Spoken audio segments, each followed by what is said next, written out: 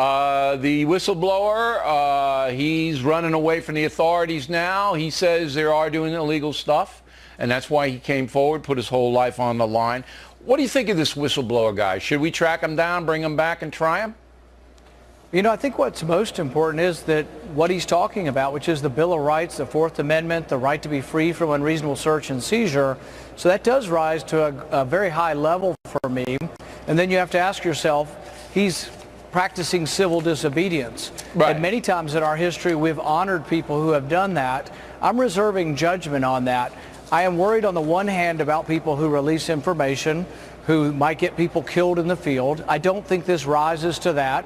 I think he released information to say, look, the Bill of Rights is being ignored. And I think that in many ways is a noble gesture because he's having to give up a great deal. Okay, he will be on the run. You would agree with me, though, that we can't have anarchy and everybody deciding what national security secrets to leak to the Guardian newspaper, the Washington Post. Right. There's got to be some orderly process here. And if he does it, as you said, it's an act of civil disobedience. He's got to come in, explain it, and prove it. He hasn't proved it yet. All we have are allegations, Senator. This might not be happening at all. The prison program might not be violating anything. Well, you know, I think the question is, and see, it's a bigger question, it's really about whether or not when you give your records to a third party, you still have protection.